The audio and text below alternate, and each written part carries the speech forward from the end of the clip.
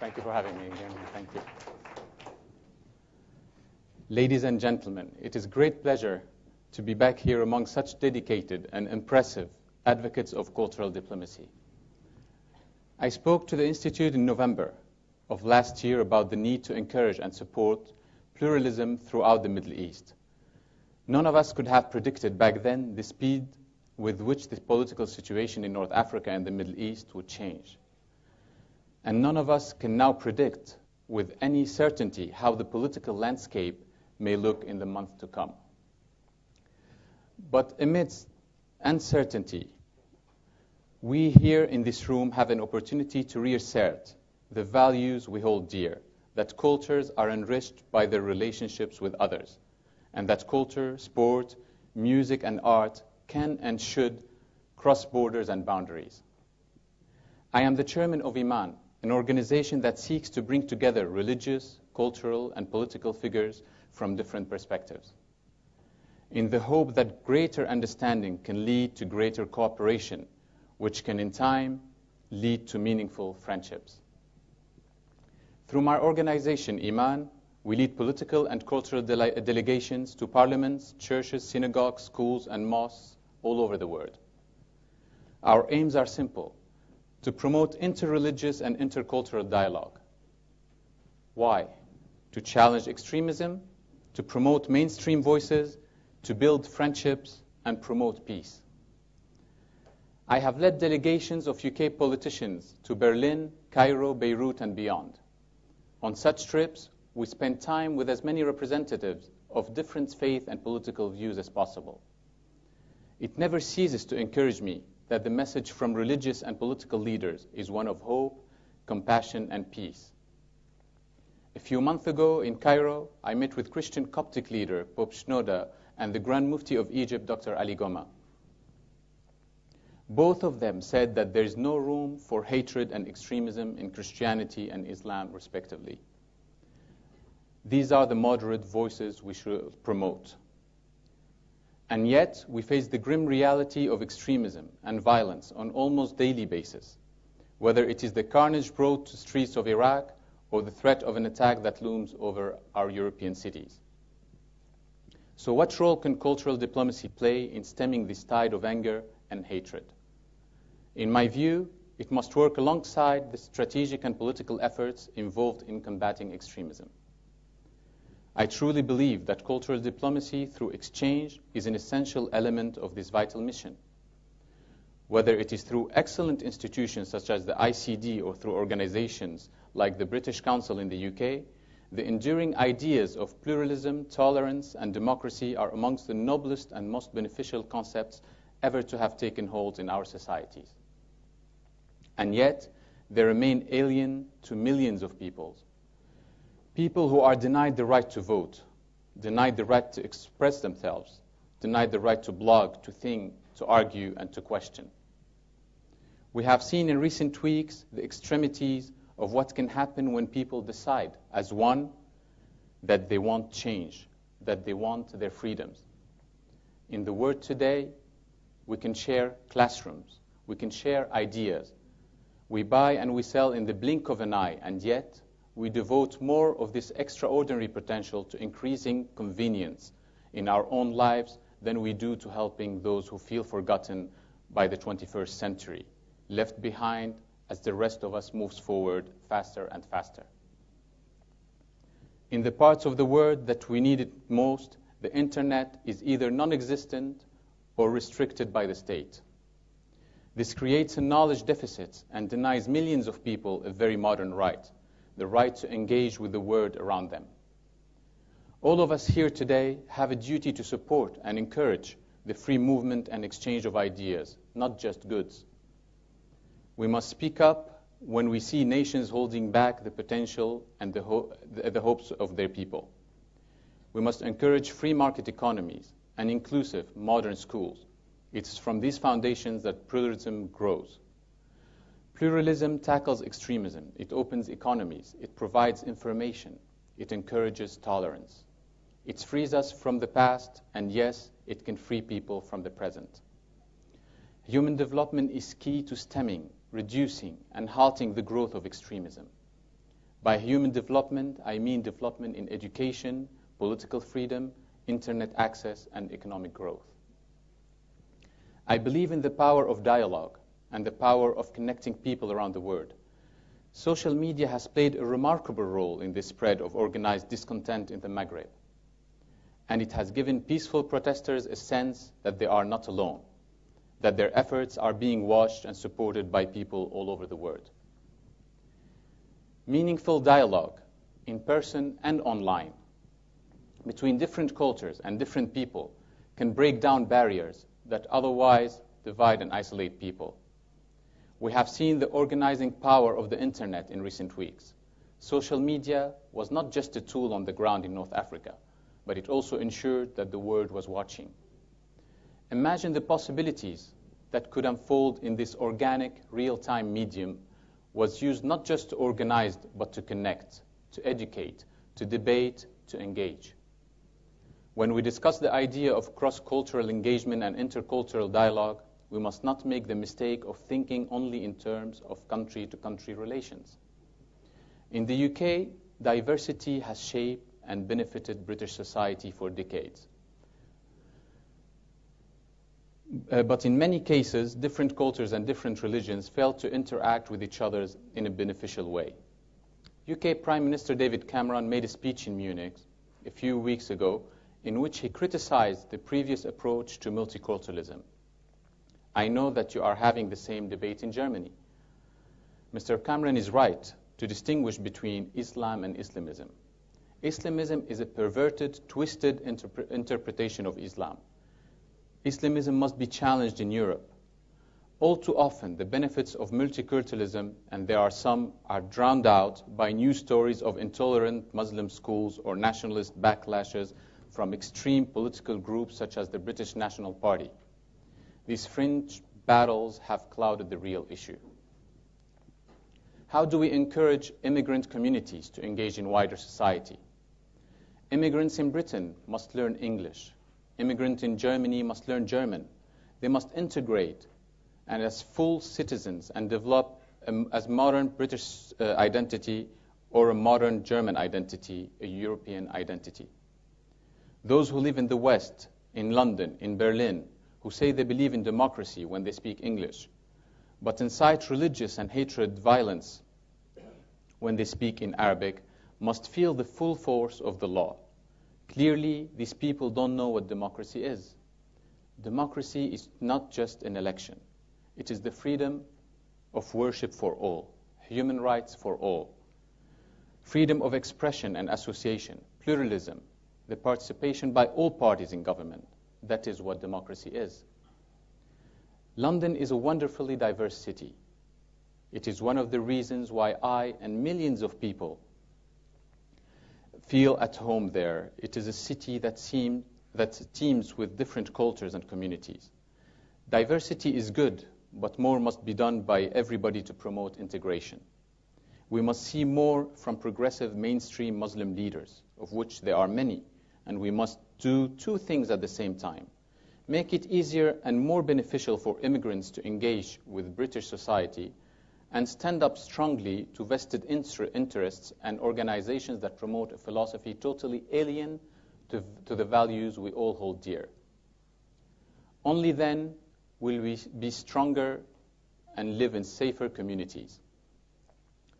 Rather than funneling money into supposed Muslim or Asian causes, the UK government would be better off focusing on ways to bring people together, not to remind them of their differences.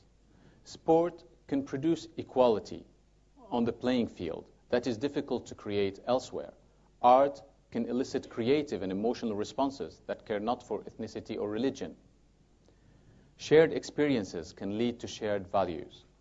This is the agenda that we promote here today. And this is the agenda that I would like to see a little more of in the UK. We must see more from progressive mainstream Muslim leaders who are always calling for a common message, a message of hope. And married with this, there must be a wider appreciation of the need to forge greater friendships and relationships between the peoples of this world who do not hide behind terror and violence. Western government must support mainstream Muslim writers, entrepreneurs, philosophers, human rights activists, journalists, publishers, editors, and civil society leaders. The bonds of common interest are stronger than the voices of division. If we use all the passion and technology at our disposal, then far from alienating or offending different cultures, we can, in fact, bring them together. To learn from each other, to understand one another, to celebrate together, and mourn together. I know that I am preaching to the converted today, and I am moved by your passion and dedication. I would like to associate myself and my colleagues with your efforts and with the noble aims of this conference. Thank you very much.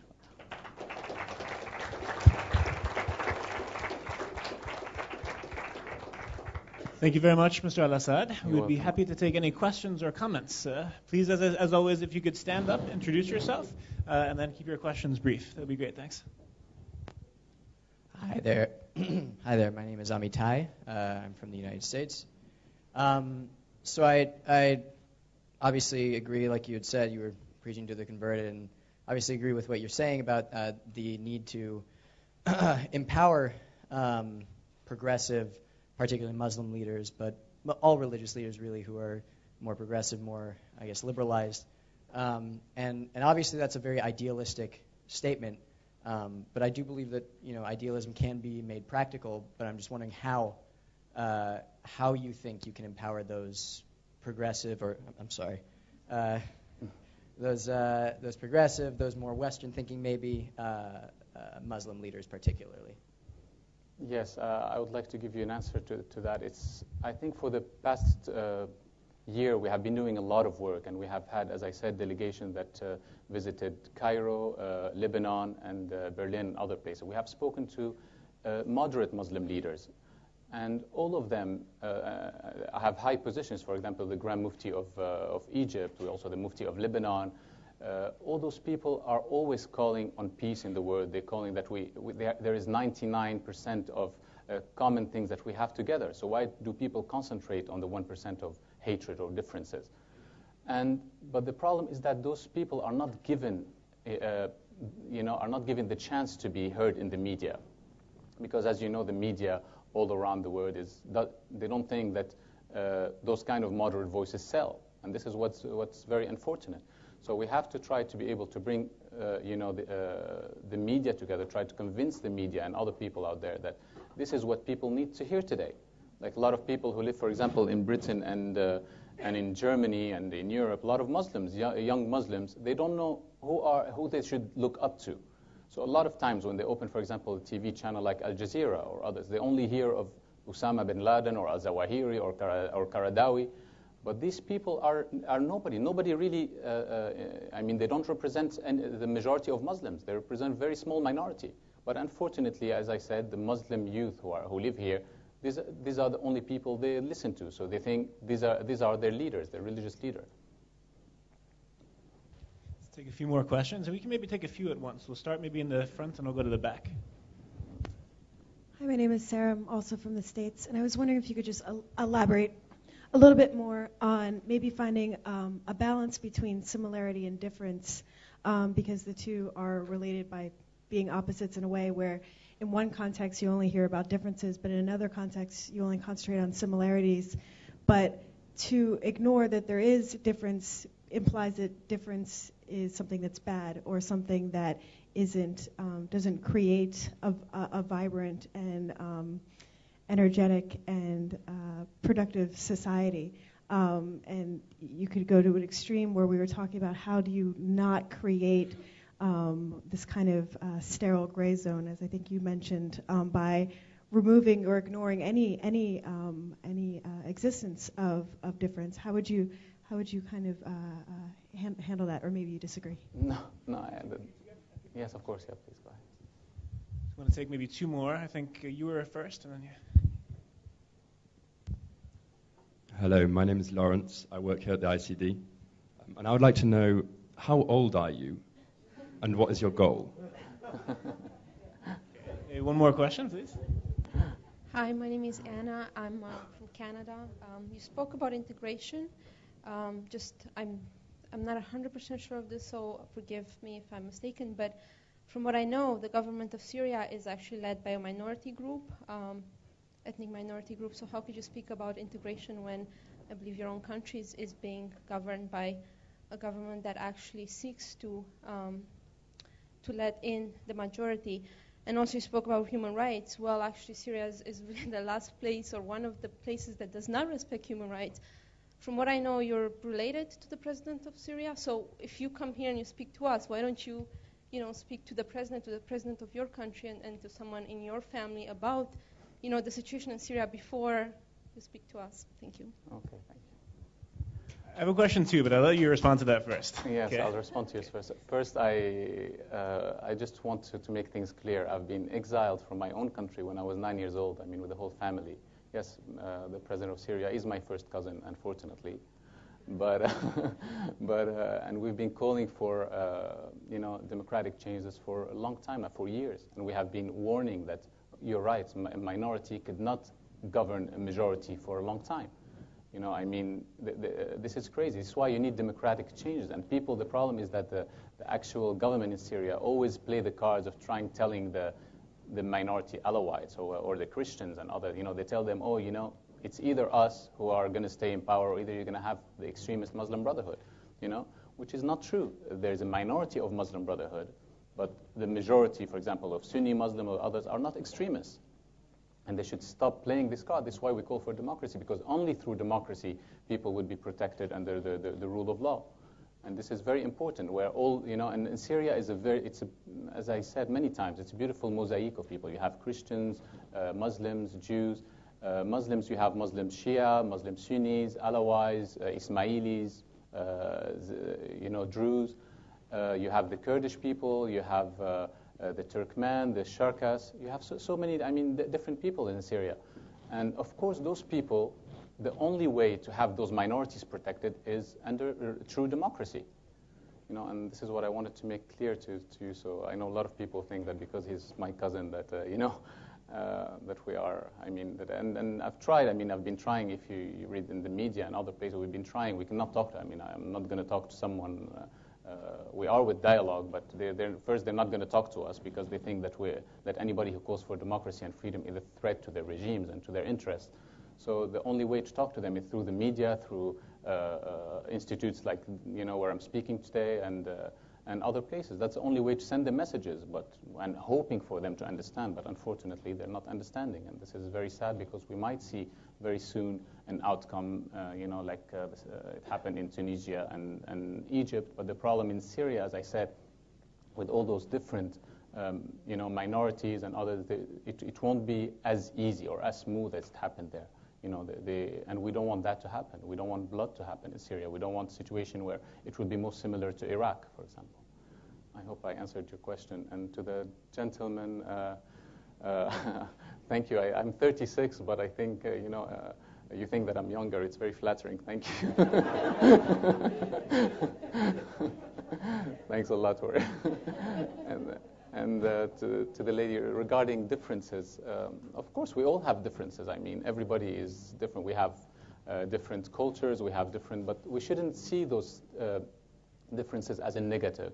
We should see them more as it's something beautiful that we have differences.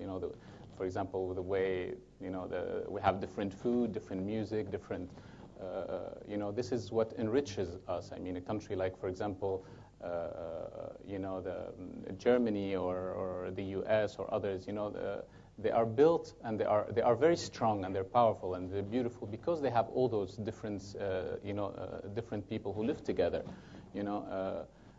Who share a lot of their cultures. They're not just isolated. But the problem is, as I said, there's always minorities in each side. It could be,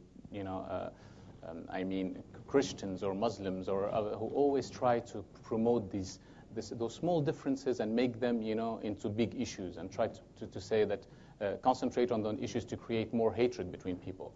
And this is why we should always try to come together, and bring us and let our message always be heard, to our voices, to all the media and people out there that we are here all together, and they have to listen to us. Unfortunately, we speak a lot. We go to a lot of, it could be institutions or other conferences, but nobody hears about what we have to say. It stays in this room, or it goes a bit on a few different websites. But where else does it go? Have you seen, any other major television channels or, newspapers or media that comes and covers what we know when we talk about such important issues? Thank you. I think we have time for maybe one or two more. I saw there was a hand over here, please. Hello, my name is Karib from Indonesia. Actually, I'm inspired by the ladies from Canada when she said that you, instead of promoting these ideas of Islamic liberals and the ideas of Islam is also democratic, have a democratic values too. You have to talk to your president and all of that. And I think there are 2 points that I wanted to say. It's that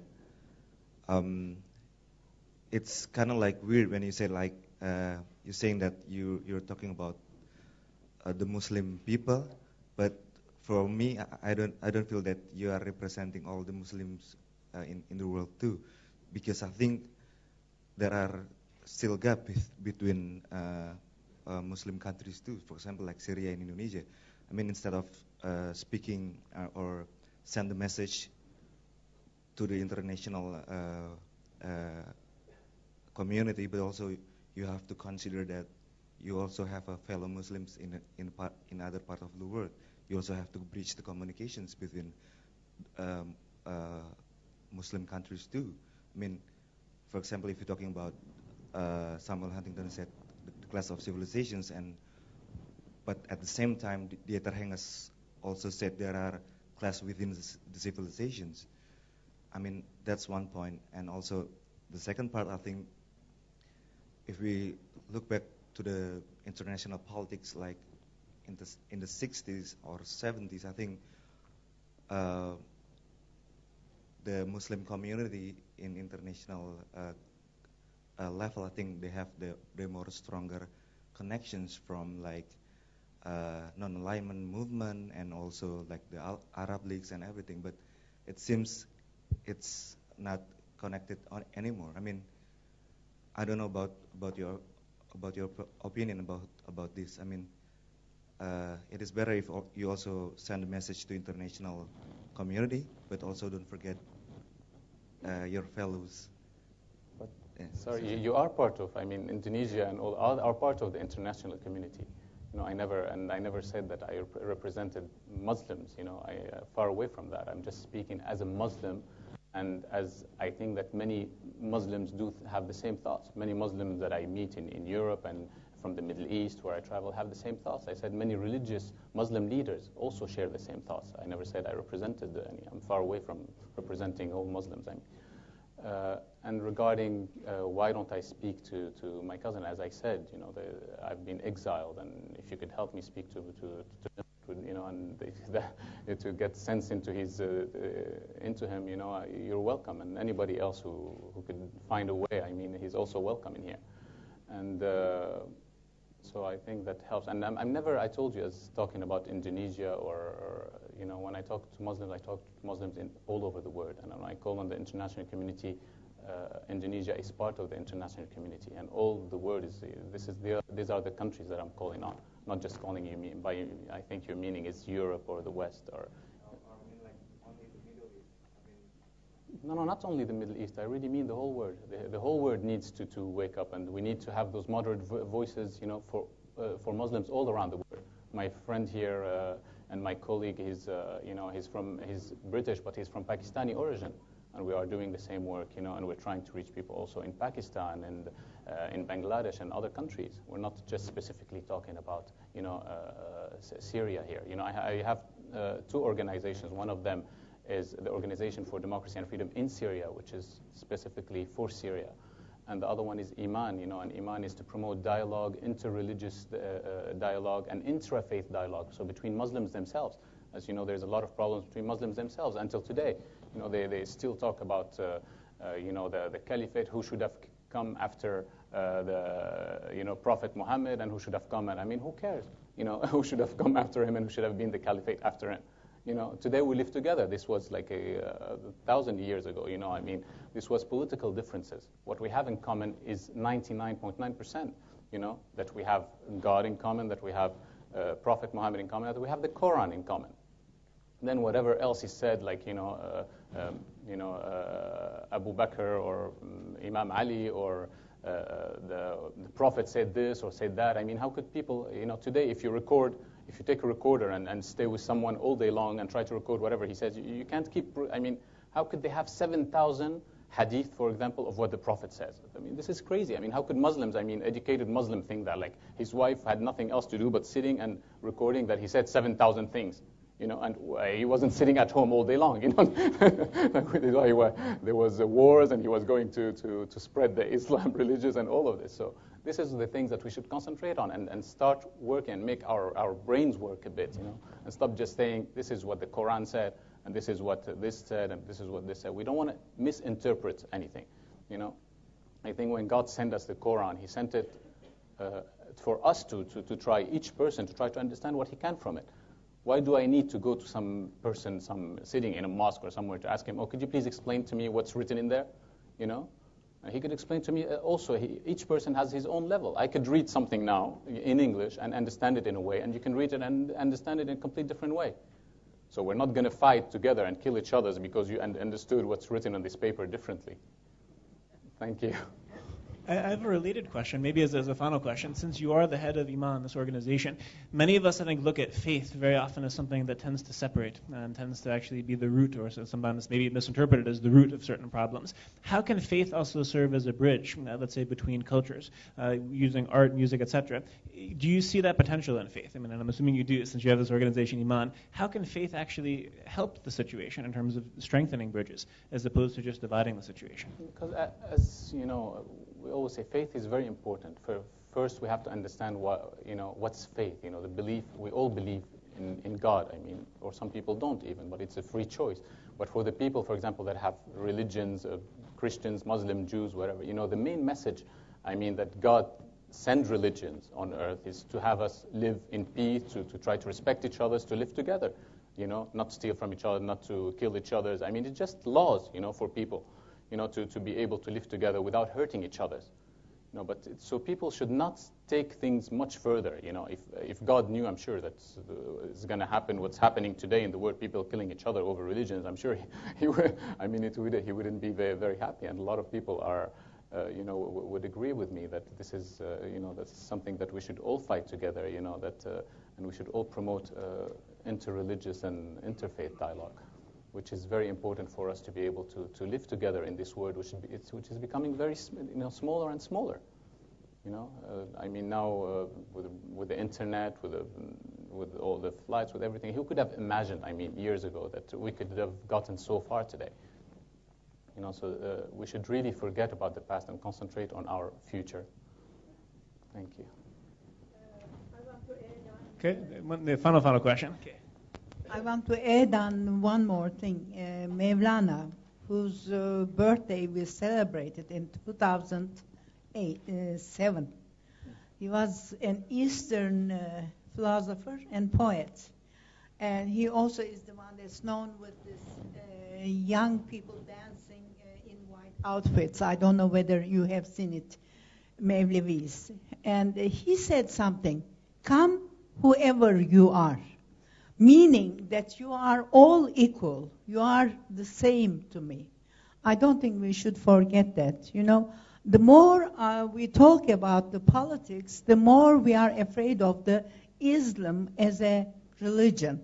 I'm afraid the point we have come to is a point of separation, and we should look at the other way around. And thank you for all you have said. You're welcome, man. Thank you very much for everything. All right, let me take this opportunity as well to express my gratitude to you, Mr. Al Assad, for having traveled here today to be with us, to share your reflections on some very important aspects, ranging from different parts of the world, different aspects also of our cultural identity, faith, etc. And I think we really all benefited very much from your comments. So please join me in a very warm thank you for Mr. Al Assad. Thank you.